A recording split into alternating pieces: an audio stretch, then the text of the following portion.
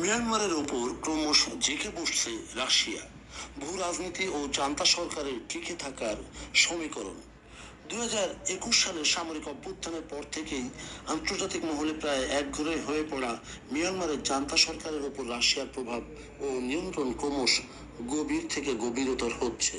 বিশেষ করে 2025 থেকে 2026 সালে এসে দুই দেশের সম্পর্ক কেবল কূটনৈতিক স্তরে সীমাবদ্ধ নেই, বরং তা মিয়ানমারের সার্বভৌমত্ব, খনিজ সম্পদ এবং সামরিক কাঠামোর উপর রাশিয়ার সরাসরি কর্তৃত্বের রূপ নিয়েছে।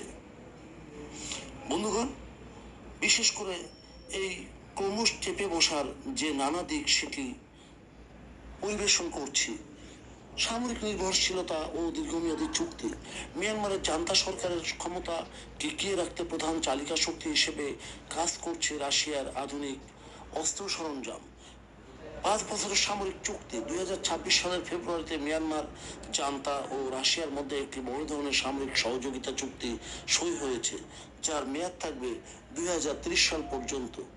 আকাশপথের নিয়ন্ত্রণ। মিয়ানমারের চলমান গৃহযুদ্ধে বিদ্রোহীদের দমনে জান্তা সরকার রাশিয়ার তৈরি SU-30 যুদ্ধবিমান এবং Mi-38 হেলিকপ্টার ব্যাপকভাবে ব্যবহার করছে। জাতিসংঘের তথ্য অনুযায়ী রুশ অস্ত্রের সহায়তায় 2025 এবং 2026 সালে জান্তার বিমান হামলা ও বেসামরিক মানুষের মৃত্যুর হার নাটকীয়ভাবে বৃদ্ধি পেয়েছে। মিয়ানমারের খনিজ সম্পদে রাশিয়ার থাবা। সাম্প্রতিক সময়ে মিয়ানমারের ভূখণ্ডের উপর রাশিয়ার অর্থনৈতিক নিয়ন্ত্রণ স্পষ্ট হয়ে উঠেছে। টাংস্টেন খনির নিয়ন্ত্রণ। 2026 সালের মাঝামাঝি সময়ে প্রকাশিত প্রতিবেদন মতে, মিয়ানমারের সান রাজ্যে থাইল্যান্ড সীমান্তের নিকটবর্তী এলাকায় কৌশলগতভাবে গুরুত্বপূর্ণ একটি বিশাল টাংস্টেন খনি পরিচালনার অনুমতি পেয়েছে রুশ সংস্থা। খনিজ উত্তোলনের এই অনুমোদন মিয়ানমারের প্রাকৃতিক সম্পদ এবং তার উপর রাশিয়ার দীর্ঘমেয়াদী অর্থনৈতিক আধিপত্যের ইঙ্গিত দেয়। জ্বালানি ও পারমাণবিক ক্ষেত্রে নিয়ন্ত্রণ। নিজেদের ভূ রাজনৈতিক স্বার্থে মিয়ানমারের অবকাঠামোর উপর নিয়ন্ত্রণ বাড়াচ্ছে মস্কো। দাওয়ে বিশেষ অর্থনৈতিক অঞ্চল।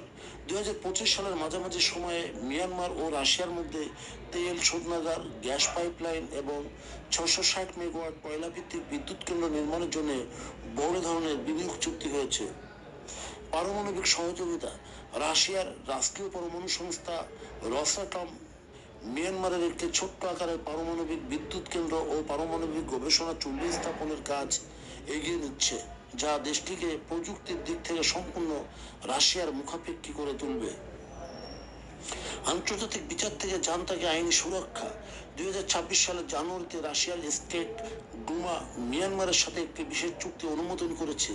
এই চুক্তি অনুযায়ী আন্তর্জাতিক অপরাধ আদালত বা কোনো বৈশ্বিক বিচার ব্যবস্থার হাত থেকে মিয়ানমারের নাগরিকদের, মূলত জান্তা কর্মকর্তাদের আইনি সুরক্ষা দেবে রাশিয়া।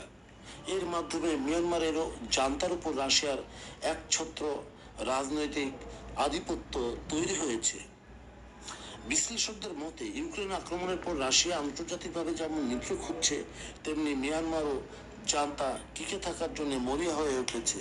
আর এই পারস্পরিক সম্পর্কের স্বার্থের সুযোগ নিয়ে রাশিয়া মিয়ানমারের সামরিক, জ্বালানি এবং খনিজ খাতের নিয়ন্ত্রণ নিজের হাতে তুলে নিচ্ছে। ফলে দক্ষিণ পূর্ব এশিয়ার এই দেশটিতে চীনের পাশাপাশি রাশিয়ার প্রভাব এখন অপ্রতিরোধ্য হয়ে উঠেছে।